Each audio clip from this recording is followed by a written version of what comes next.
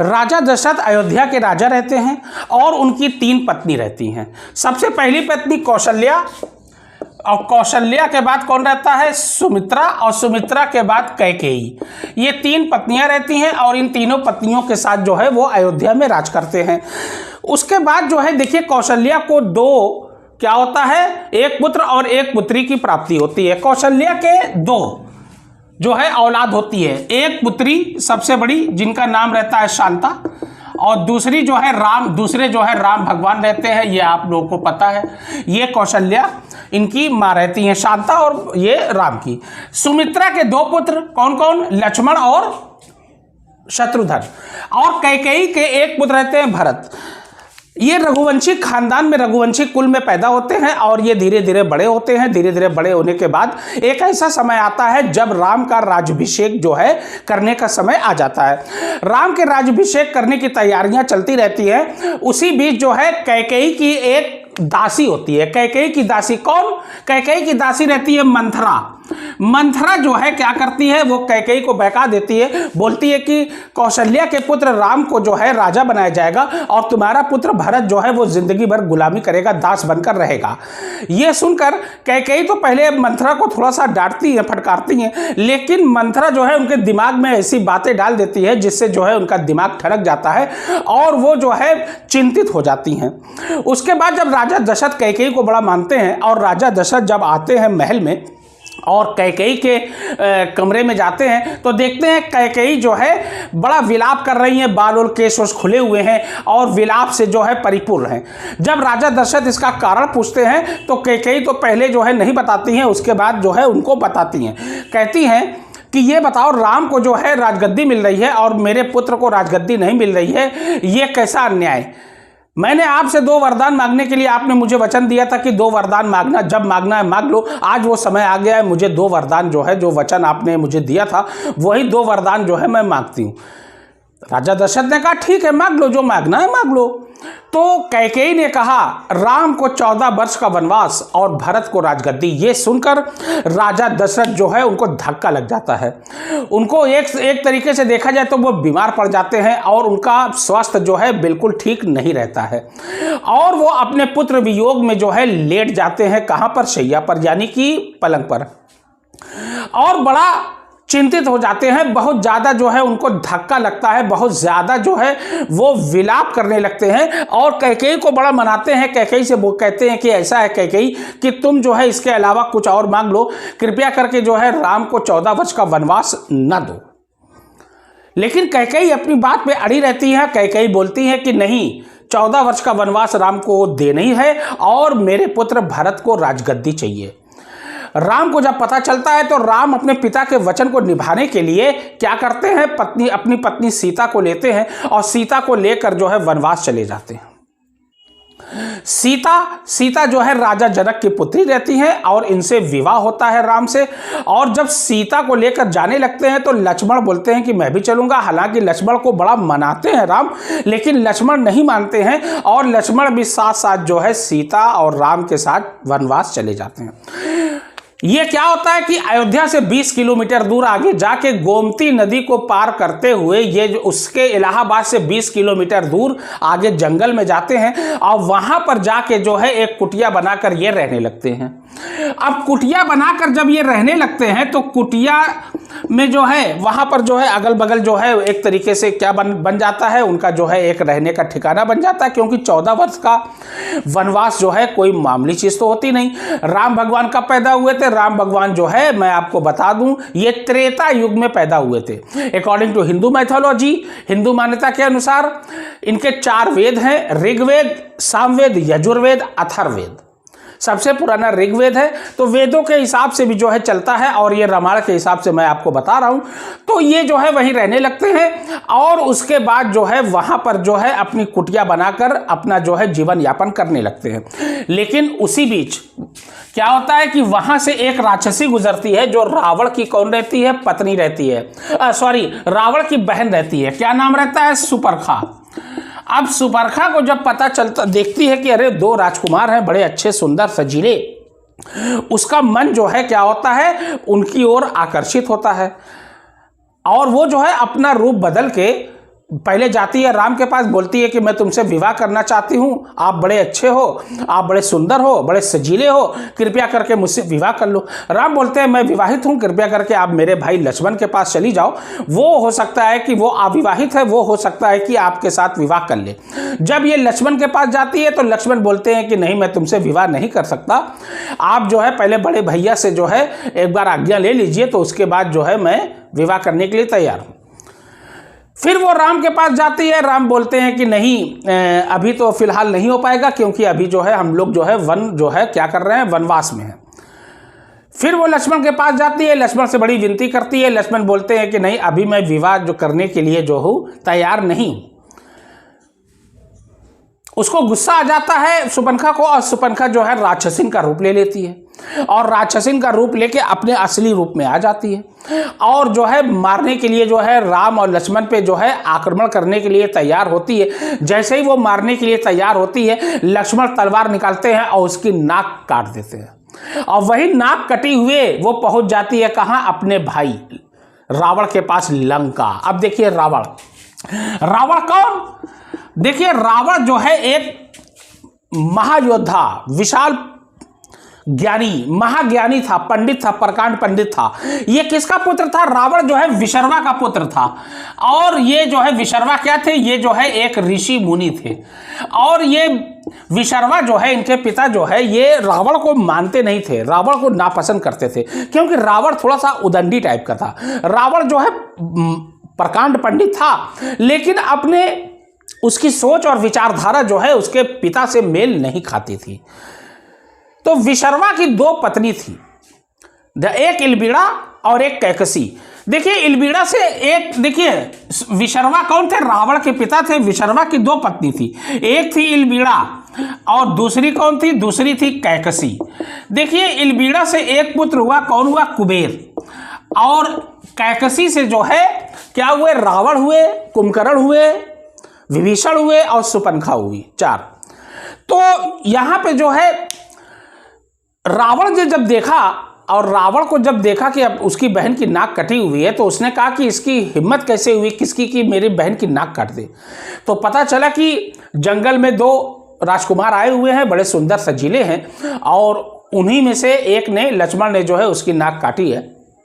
तो रावण क्या करते हैं, रावण कहते हैं कि ऐसा है कि हाँ, ये सुपंखा कहती है कि उसकी एक पत्नी भी है राम की जो बड़ी सुंदर है। और रावण ये सुनकर जो है थोड़ा सा उसको अचंभा लगता है, और वो जो है क्या करता है, भेष बदल के जाने के लिए तैयार हो जाता है।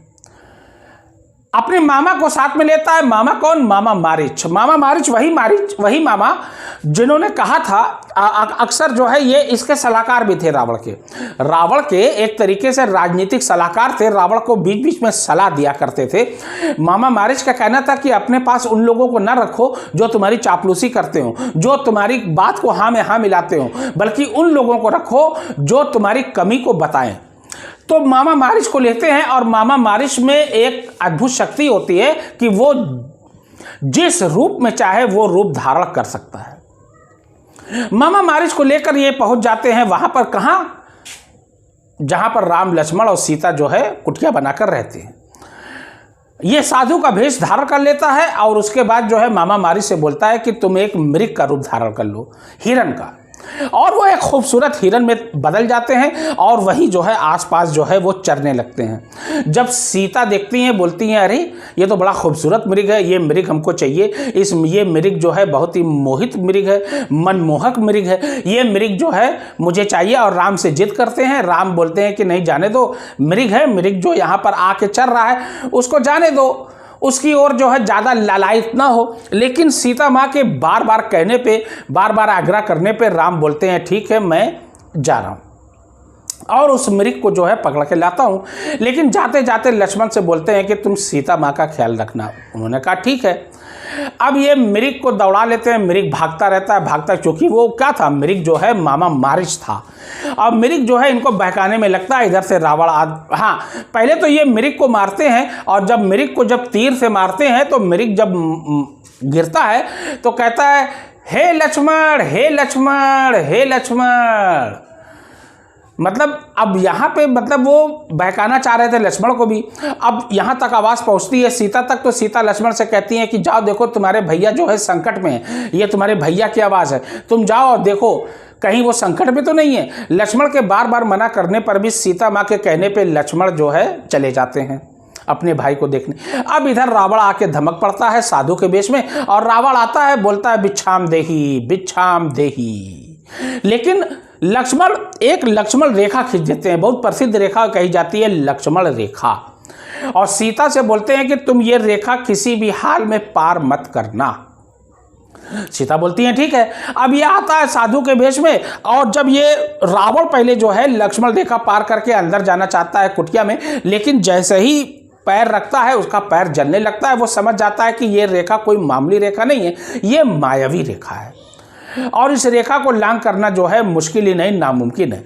तो वो सीता माँ से कहता है कि मुझे भिक्षा दे दो। सीता माँ बोलती है मैं जो है ये रेखा पार करके नहीं आ सकती, आप जो है यहीं से ले लो। बोला नहीं, मुझे जो है ये रेखा पार करके ही दो, नहीं तो एक साधु तुम्हारे घर से तुम्हारी कुटिया से वापस चला जाएगा, ये जो है अच्छा नहीं होगा।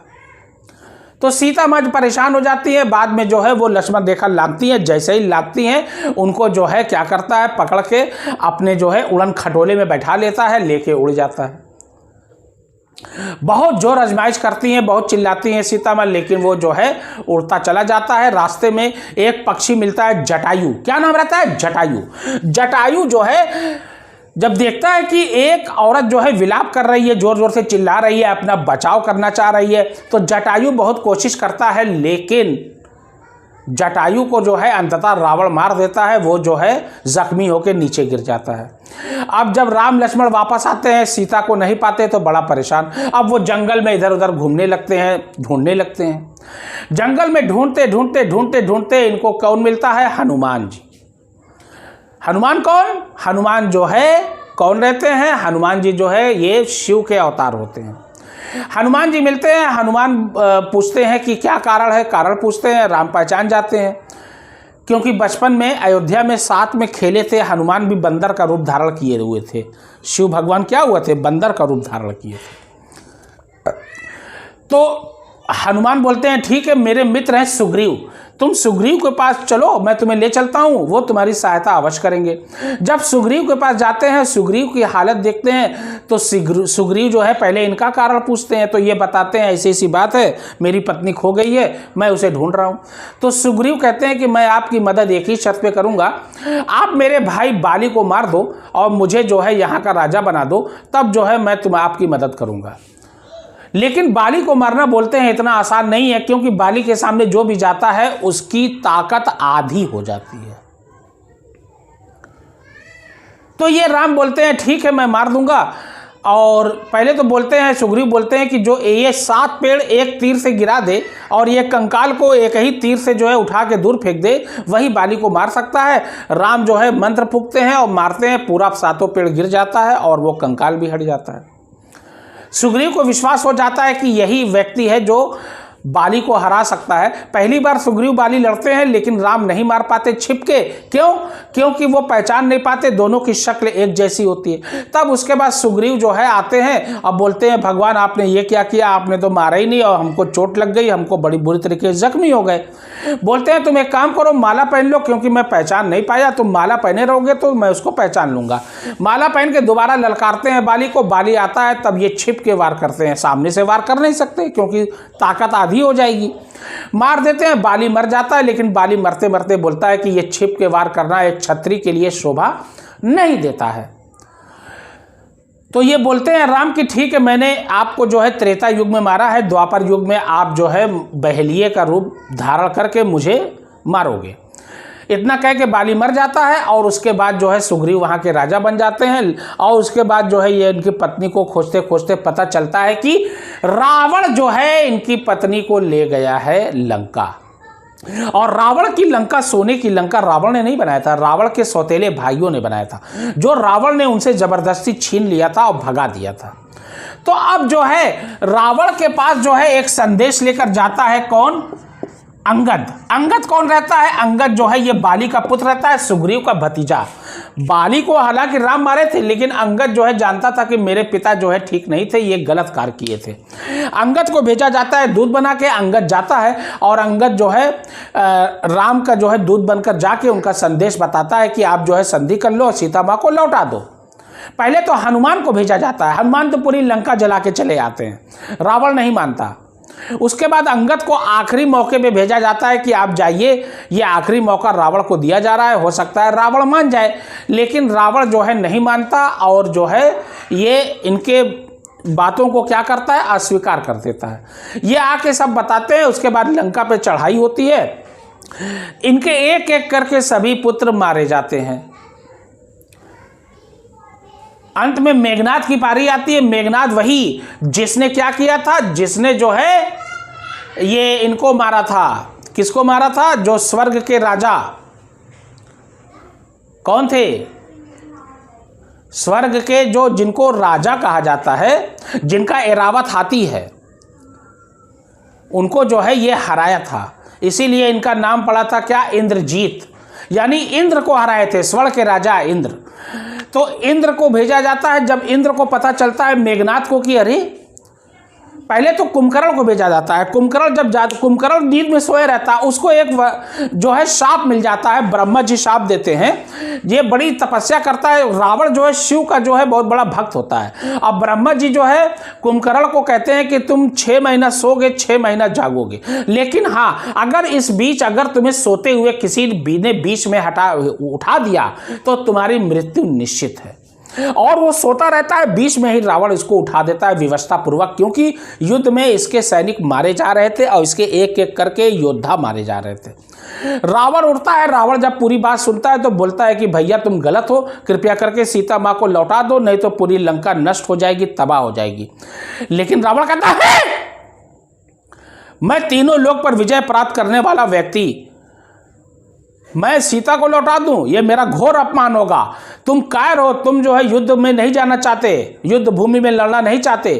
कुंभकर्ण बोलता है ठीक है, मैं युद्ध में जाऊंगा, अवश्य लड़ूंगा। ये बताओ मेरे भैया विभीषण कहाँ हैं? उसने कहा, रावण ने कहा, विभीषण को मैंने लात मार के निकाल दिया, वो गद्दार हो गया था, वो राम की शरण में चला गया है। तब वो विभीषण से मिलते हैं। विभीषण से बोलते हैं कुंभकर्ण कि तुमने ठीक किया विभीषण, तुम यहाँ पर आ गए, क्योंकि मेरा भाई जो है गलत है। कुंभकर्ण जानता था, कुंभकर्ण ठीक था। अब कुंभकर्ण जाता है। पहले तो घोर जो है जबरदस्त जो है युद्ध चलता है, लेकिन बाद में जो है राम भगवान उसको मार देते हैं, वो मर जाता है। मेघनाद की बारी आती है। मेघनाद बोलता है ये तो महाप्रतापी लगता है। जब ब्रह्मास्त्र मेघनाद छोड़ता है तो ब्रह्मास्त्र का असर भी नहीं होता है राम लक्ष्मण पे। एक बार मूर्छित कर दिया था। संजीवनी बूटी लेने गए थे और ये जो है लेकर आए थे और रावण लक्ष्मण सही हुए थे। उसके बाद जो है क्या होता है कि ये मेघनाद भी मारा जाता है और फिर रावण आता है। घोर युद्ध, जबरदस्त युद्ध होता है। और जब एक तीर मारते हैं, एक सर करता है, दूसरा सर आ जाता है, एक सर करता है, दूसरा सर, इसीलिए उसे दशानन कहा जाता है। दशानन का मतलब होता है 10 सर वाला, 10 सिर वाला रावण। तब विभीषण बताते हैं कि इसकी नाभि में मारो तब मरेगा। तो बोलता है विभीषण तूने मेरे साथ गद्दारी किया, भाई हो के तूने मेरे साथ क्या किया? गद्दारी किया है। जब उसकी नाभि में मारते हैं तो वो मर जाता है रावण, और इस तरीके से रावण समाप्त होता है। ये क्या है? असत्य पर सत्य की विजय है, इसीलिए दशहरा मनाया जाता है। अब विभीषण को लंका का राजा बना दिया जाता है और सीता माँ को लेकर लौट आते हैं। तब से लेके आज तक और आगे भी दशहरा इसी तरीके से मनाया चला जाएगा। ठीक है ना? दशहरा इसी तरीके से लोग मनाते रहेंगे और आगे भी मनाया जाएगा। मेरी वीडियो कैसी लगी? प्लीज़ लाइक करिए, सब्सक्राइब करिए।